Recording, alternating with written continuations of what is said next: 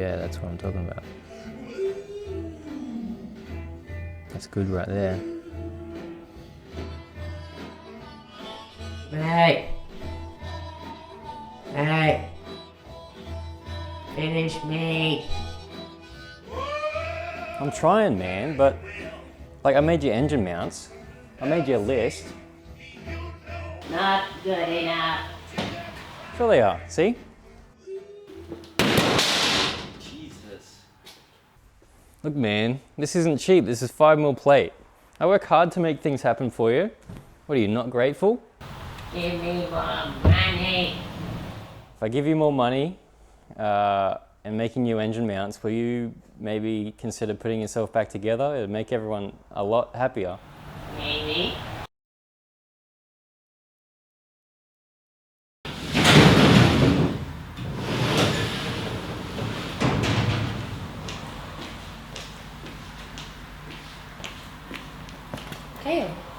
Cale, wake up. Been an unspecified amount of time of 6 to 12 months. What have you been doing?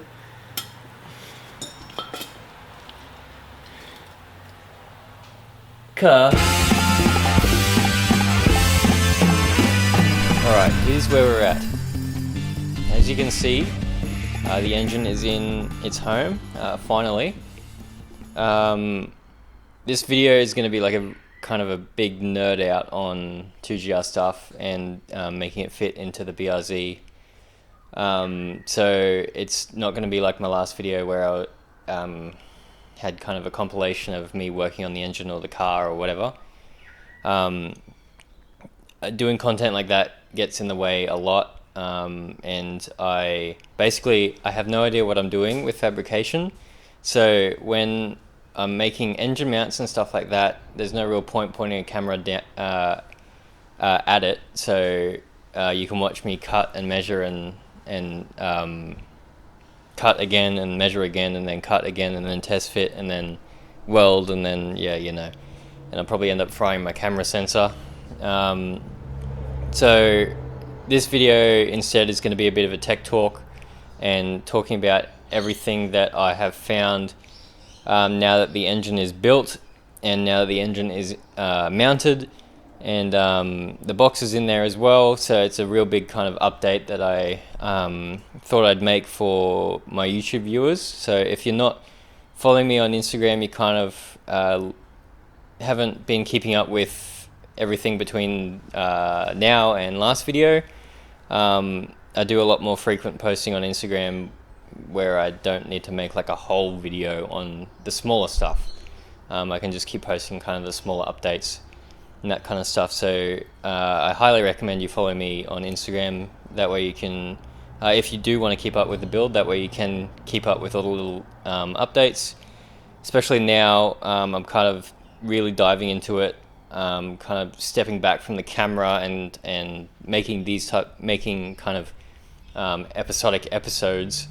Like my last video where I had to point a camera at every single little thing that I was doing. Anyway, today we're going to nerd out. If you're into that, keep watching. If you're expecting something like my last video, it's not going to be like that. This is purely, we're going to be talking about what I discovered on the new build of the 2GR. So this engine is completely built now. As well as what I discovered for engine mounting and general kind of little details, weird details that the Toyota engineers made that I discovered only when I was putting the engine together, not by simply looking at it. So to begin with, this engine is the final iteration of what I'm going to be putting in this car. So I'm building it for an NA, naturally aspirated application. We've got a completely balanced rotating assembly, which includes ACL race bearings, chromoly rods, 2GR FXE 12.5:1 pistons, Kelford cams, MWR valve springs, ported heads. We've got the FE sump, the FE heads, the FSE block, and the FE timing case. So now this engine, pending the intake, is complete and ready to eventually fire up when it does start. So the little details that I only discovered when I was building the engine are very weird. So previously I spoke about kind of the details in between the FSE and the FE simply by having them side by side, and what I was aware of at the time. The hardest part about these videos, and kind of a reason why I'm stepping back on making them, is because I've only noticed a few very key details now after building it that I didn't notice just by simply having a look and having them side by side. And now I can't update that previous video, and you kind of have to watch this video to get that update. So it's why I'm stepping back a little bit. But anyway, so the details across the FE and the FSE kind of head swap.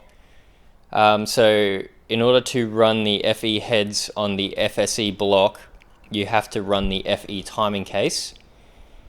So starting from the top, the FE heads are perfectly fine. They're actually probably the easiest part of the swap. The thing with the FE heads though, so they share a head gasket and they share the bolt pattern for the head studs or the head bolts.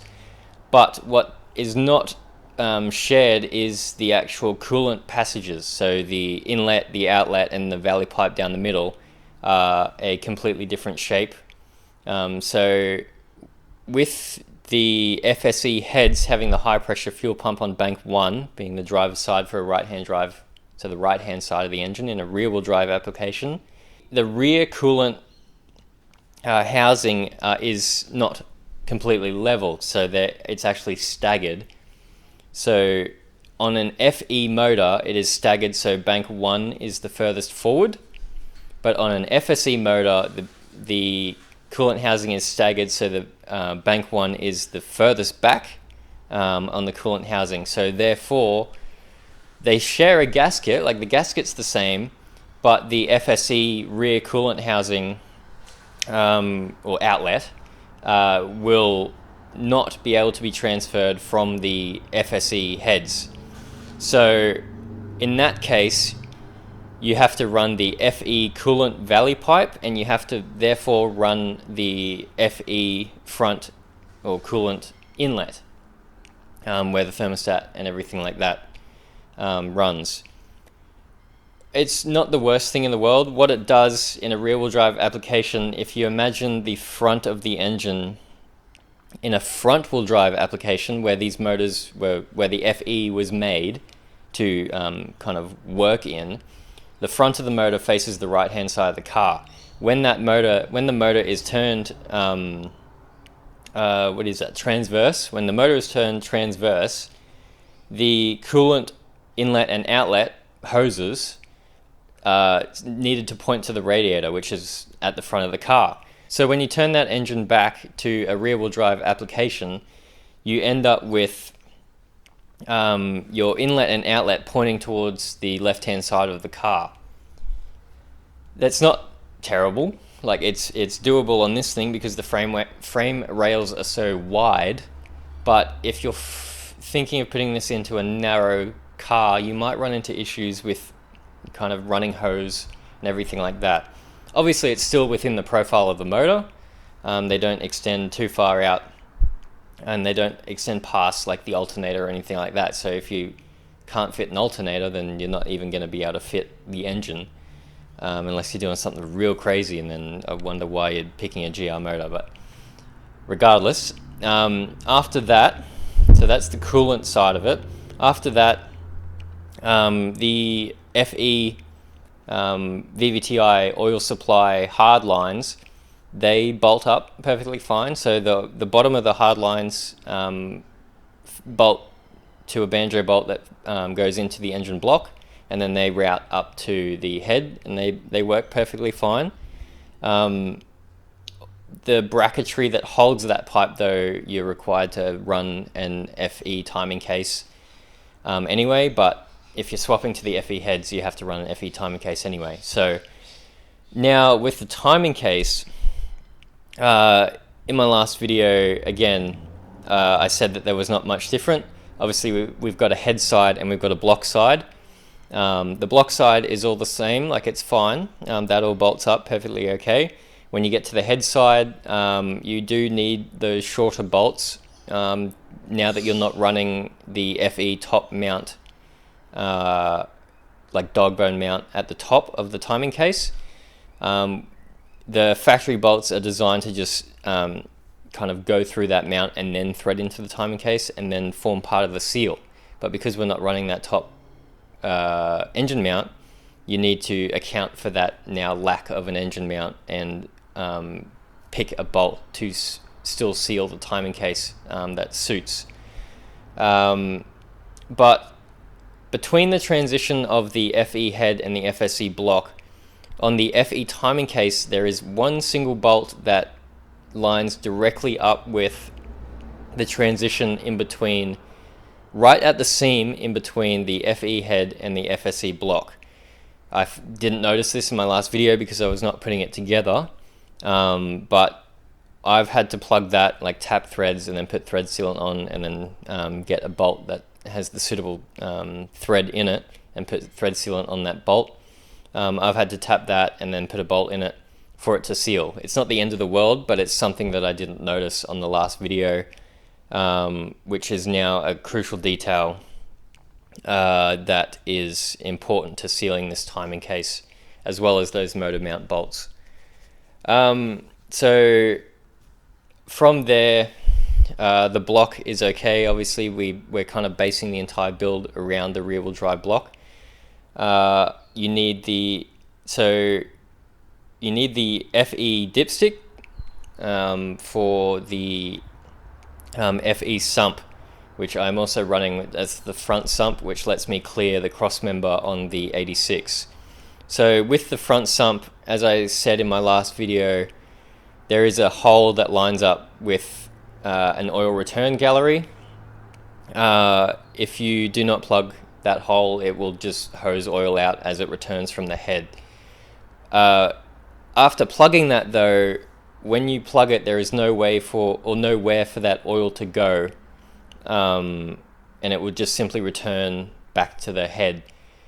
I wasn't kind of happy with that idea. That kind of messes with oil pressure and it kind of sends the pressure back up to the head, and it just wasn't really sitting right with me. So what I had to do was I had to mark and notch the block. So I had to cut kind of a factory style relief into the block for that oil to then return back into the sump all okay. I used die grinder and everything like that. It's very scary, obviously, because then it's irreversible work on the engine block, but it's cut in a way to mimic the factory kind of factory return holes that you can see in other locations, and that's how I did it. You can make your own sump. I've seen people make their own front sumps and stuff like that for applications like this in different cars. If you've got connections to a CNC machinist, I don't see why, or if you are a CNC machinist yourself, I don't see why you would be running a front sump, or like trying to run an OEM Toyota sump when you can just make your own components. But it's still good knowledge to know that you do have to cut that relief into the sump, into the block for the sump to return back to, for the oil to return back to the sump. Now, that's it for the engine. Now we're going to be talking about the engine mounts. So originally I had made engine mounts a long while ago, kind of the version 1 I'll call them. They were okay, but they kind of suffered from a bit of lack of accuracy. So when you put them on the car, we only had one locating dowel that would go into the subframe of the car, and it allowed the engine to pitch backwards and forwards. And having the engine having that much freedom allowed it to kind of get into the wrong position and foul on a few things. But either way, when we had hooked the box up to the engine, after those mounts were made, we thought everything was in the right spot. But when we hooked the box up, we shot kind of a line, almost imaginary line, because we didn't have a laser level at the time. We shot a line down the middle of the car, and we could see that the output shaft of the gearbox was kind of one diff flange width over from the diff flange. So having that kind of millimeter discrepancy left to right in the engine bay caused it to kind of spin like about probably that much in the engine bay, but when you kind of send it down the back of the car, you'll end up with like 20 mil of, or one diff flange width of difference down the back of the car, because that's just kind of how it works. That's how level works. So now these new mounts we've designed, they have 3 locating dowels on the base mount. They're a polyurethane mount, so they'll be really stiff because we have some insane tolerances that or clearances around the place that we need to kind of uphold. So they've got 3 locating dowels, which stops any of that pitching that we're suffering from in the first version. And we've also got some locking caps that we made as part of the brackets that go from the mount to the engine. Those brackets, that stops any twisting, and that kind of like locks out the actual bracket from moving. Now it is completely solid in there. We designed and we shimmed and we like checked clearance a million times, but we designed everything this time with the box on, and we got a laser level, and we always kept a line on from the output shaft of the gearbox to the diff, and we made sure that it was square before we kind of permanently did anything in the engine bay. After that, we finalized those mounts, and we triple checked everything, and everything's sweet. So our closest tolerance is the black oil pan to the 86 subframe. I've already had to massage that subframe anyway to give us more clearance, because it's not a symmetrical oil pan. It is more kind of towards the firewall on the passenger side, or the left-hand side of the car, compared to the right-hand side of the car. So I had to kind of flatten or shape that subframe on an angle. That way it gave us a bit more clearance. I also had to notch the sump, so I had to cut some proper solid meat out of the front sump. All it was bracing, so it was just hollow alloy. It didn't form any part of the sealing surface, or didn't form any part of the sump that actually holds oil. That was crucial for us to get it as low as possible, but also with that front sump, it's got like an overhang on the rear, and that causes us to foul on the stock 86 front sway bar. So I've had to completely remove that front sway bar, because there's absolutely no way around it. If the engine was any higher, in order to clear that front sway bar, it'd be running into the firewall, and the box would be too high in the transmission tunnel, and it just wouldn't work. So 86s are pretty stiff. I've seen a lot of stance guys run no front sway bar, but I am looking into getting the an S13 style front sway bar that comes around the front of the engine. We'll see what we can manage for that, but for now, for the sake of getting it in the hole, I do not have a front sway bar on this car at the moment. Other than that, it's really, really nice clearance actually around the place. A good healthy clearance in between the clutch master and the cylinder head. If you had FSE heads on, it'd hit the actual clutch master cylinder, or clutch master reservoir. And so it's a good thing that I did the head swap. Either way, I didn't like the direct injection being present, whether it was being run or not. It didn't really sit right with me, which is why I did the whole head swap in the first place. Other than that, the gearbox is on there. I've tested the shift pivot, and it selects all the gears. Obviously the radiator is in. The 86 is a really good radiator clearance already. So it's got almost like a V-mount radiator at the front, and it gives us so much clearance at the front. I've brought back the vacuum booster, and I've brought back ABS just for the safety features. I'll have to work something out with the heater core, the coolant, coolant outlet hoses are very tight to the firewall at the back of the engine bay, but we will work something out there. But other than that, highly recommend you follow me on Instagram. I am taking a step back from making videos on YouTube just because it takes a lot of effort and it kind of ends up getting in the way.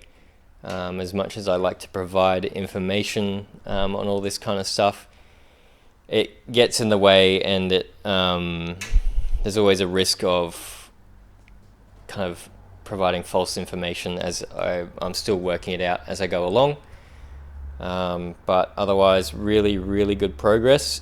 And I'm just hitting the ground running. And now that it is mounted, I can work everything out around it, and we can get this done, up and running. The goal, I'm going to date it here. The goal is February to have it running. I don't know about driving, but to have it running by February, I feel like is a very good target. At the moment, it is, was it September? Yeah, September 2025, just to really date it, just so you can really keep track of it. That way when you come back and watch it and realize that it's not running by February, you can laugh. But other than that, I thought I'd provide an update for people who aren't really keeping up with it. I felt motivated to give an update on YouTube just for those who might be curious and really like all the little details if they were so interested. But yes, thank you for watching. Keep updated on Instagram, highly recommend. But I'll see what I can do for making stuff here on YouTube. But yeah, I'll see you next time.